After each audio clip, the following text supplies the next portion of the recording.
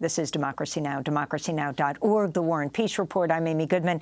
As we continue to mark the 20th anniversary of the U.S. invasion of Iraq, we look now at how the mainstream U.S. media helped to pave the way for war by uncritically amplifying the lies of the Bush administration, for example, around weapons of mass destruction, while silencing voices of dissent. In 2003, the media watchdog group FAIR, Fairness and Accuracy in Reporting, published a report titled "In Iraq Crisis, Networks Are Megaphones for Official Views." The report found in the weeks leading up to the invasion, the nation's 4 top nightly news programs interviewed 267 current or former government or military officials. Just one of them expressed skepticism or opposition to the war. In a moment, we'll be joined by the longtime media critic Norman Solomon. But first, let's turn to an excerpt of the documentary War Made Easy: How Presidents and Pundits Keep Spinning Us to Death, produced by the Media Education Foundation, based on Norm Solomon's book of the same name. We cannot wait for the final proof, the smoking gun that could come in the form of a mushroom cloud. As Americans, we like to think that we're not subjected to propaganda from our own government, certainly that we're not subjected to propaganda that's trying to drag the country into war, as in the case of setting the stage for the invasion of Iraq. Saddam Hussein recently sought significant quantities of uranium from Africa. There is no doubt that Saddam Hussein now has weapons of mass destruction. Weapons of mass destruction. Botulinum, VX, sarin, nerve agent. Iraq and Al-Qaeda. Al-Qaeda. Iraq and Al-Qaeda. Terrorism. Cyber attacks. Nuclear program. Biological weapons. Cruise missiles, ballistic missiles. Chemical and biological weapons. Iraq has weapons of mass destruction. President Bush has said Iraq has weapons of mass destruction. Tony Blair has said Iraq has weapons of mass destruction. Donald Rumsfeld has said Iraq has weapons of mass destruction. Richard Butler has said they do. The United Nations has said they do. The experts have said they do. Iraq says they don't. You can choose who you want to believe. The war propaganda function in the United States is finely tuned, it's sophisticated, and most of all, it blends into the media terrain. The White House says it can prove that Saddam Hussein does have weapons of mass destruction, claiming it has solid evidence. The White House insisted again today it does have solid evidence. It's necessary to provide a drumbeat media echo effect. They might fight dirty, using weapons of mass destruction, chemical, biological, Anthrax, smallpox, Dirty bomb. Iraq al-Qaeda connections. Saddam Hussein and al-Qaeda share the same goal. Both of them want to see Americans dead. And I was very struck by the acceptance, the tone of most of the media coverage as the sabers were rattled, as the invasion of Iraq gradually went from possible to probable to almost certain. The president essentially giving Saddam 48 hours to get out of Dodge. War now seems all but inevitable. Short of a bullet to the back of his head or he leaves the country, war is inexorable. Well, I think that's exactly right. War is inevitable, and it is approaching inexorably. Is war with Iraq inevitable right now? I think it's 95% inevitable. You, at this point, right now, tonight, don't see any other option but war. Do you? I'm asking you, Ambassador. I agree. I don't think there's a viable option for the administration at this point. We're way too far out front in this. Send us over there, guys. Let's get on with it. Let's get it over with. Showdown Iraq. If America goes to war, turn to MSNBC and the experts. And in many ways, the U.S. news media were equal partners with the officials in Washington and on Capitol Hill in setting the agenda for war. We'll take you there. MSNBC. And although it's called the liberal media, one has a great deal of difficulty finding an example of major media outlets in their reporting challenging the way in which the agenda setting for war is well underway. We've got generals, and if you ask them about the prospects for war with Iraq, they think it is almost certain. Pay no heed to the peaceniks and the left-wing rock stars.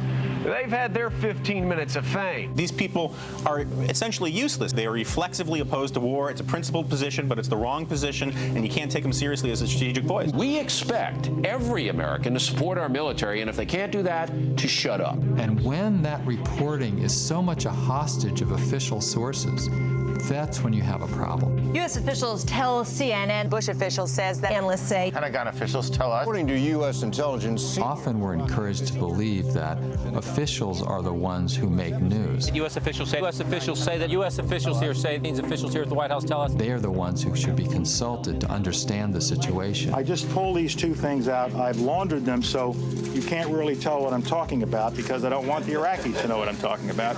But trust me, trust me. If history's any guide, the opposite is the case. The officials blow smoke and cloud reality rather than clarify. We will, in fact, be greeted as liberators. The notion that it will take several 100,000 U.S. troops are wildly off the mark. So the money's going to come from Iraqi oil revenue, as everyone has said. They think it's going to be something like $2 billion this year. They think it might be something like 15, 12 next year. We seek peace. We strive for peace.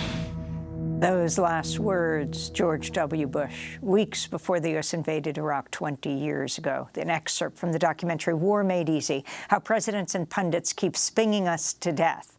It's based on a book by the same name by our next guest, Norman Solomon, Executive Director of the Institute for Policy for Public Accuracy, co-founder of rootsaction.org. His forthcoming book, titled War Made Invisible, How America Hides the Human Toll of Its Military Machine. Your thoughts on this 20th anniversary, Norman Solomon, because so many of the voices and faces we see in this documentary, so many of the commentators on television and the hosts are the same today. Very much. In the mass media, being pro-war is portrayed as objective.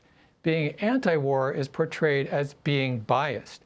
And very much so, the same media outlets and often the same people who lied, teamed up with the U.S. government to convey complete distortions to stampede the United States into war on Iraq 2 decades ago. These are the same media outlets that are, in the last few days, telling us what it all means. And it reminds us, I think, of something that George Orwell said. He said, those who control the past control the future. Those who control the present control the past. He was alluding to the fight over history that's so important because when it is rendered in a distorted way, whether in real time, journalism is supposed to be the first draft of history. In the U.S. mass media, it's a distorted draft, or in retrospect, it's also prefigurative. And I think an example is how 20 years ago, actually a little more than that, right after 9/11, President George W. Bush said, either you're with us or you're with the terrorists. And that was amplified, accepted, embraced by the U.S. mass media. Now, in the last year, we're hearing from the current president, either you're with us or you're with the Russians. Now, of course, what happened at 9/11 was horrible. It was a crime against humanity. The terrorists did a terrible, horrible thing, just as the Russians invading Ukraine have been doing a terrible thing. At the same time, I think we have to acknowledge that, as the saying goes, this is not really a Manichaean world. We can't just simply divide the world into good or bad. And here's an example. Our own president, President Joe Biden, tells us that the world is divided between those who believe in human rights and those who don't. This is the guy who fist bumped the leader of Saudi Arabia as that country continued to slaughter people with U.S. government help in Yemen. So these are fictitious narratives 20 years ago, now, that support U.S. militarism. I want to go back to 2003. Legendary TV host Phil Donahue fired from his primetime MSNBC talk show during the run-up to the U.S. invasion of Iraq. The problem wasn't his ratings, but rather his views. An internal MSNBC memo warned Donahue was a difficult public face for NBC in a time of war, providing a, quote, home for liberal anti-war agenda at the same time that our competitors are waving the flag at every opportunity. Well, in 2013, Democracy Now! Spoke to Phil Donahue about his firing. I think what happened to me, the biggest lesson, I think, is how corporate media shapes our opinions and our coverage. This was a decision, my decision, the decision to release me, came from far above This was not an assistant program director who decided to separate me from MSNBC. They were terrified of the anti-war voice, and that is not an overstatement. Anti-war voices were not popular. And if you're General Electric, you certainly don't want an anti-war voice on a cable channel that you own. Donald Rumsfeld is your biggest customer. So, by the way, I had to have two conservatives on for every liberal. I could have Richard Pearl on alone, but I couldn't have Dennis Kucinich on alone. I was considered too liberals. It really is funny almost when you look back on how the management was just frozen by the anti-war voice. We were scolds. We weren't patriotic. American people disagreed with us, and we weren't good for business. So that was Phil Donahue talking about what happened to him 20 years ago.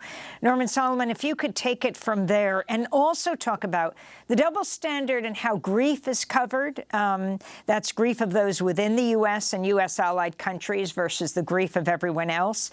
And also, your last book was War Made Easy.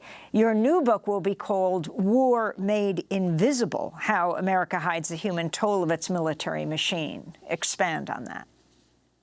Yes, so much of this is about corporate power in media, the interlocks with the military-industrial complex, the huge amounts of money that continue to be made by supplying the Pentagon with the tools of the murderous trade of ongoing war. Anybody who thinks the lies and the profiteering from slaughter is just 20 years ago is mistaken. What we're seeing now is a more invisibility of war, just as profitable, if not more so, massive arms sales to arm Ukraine, to build nuclear weapons in a new generation, as it's called, and the air war that has largely supplanted the ground troops. Remember 10, 15 years ago, so many U.S. troops on the ground. There are now, more than ever in many respects, two tiers of grief from the U.S. mass media and those on Capitol Hill and the White House. Grief that matters and grief that doesn't.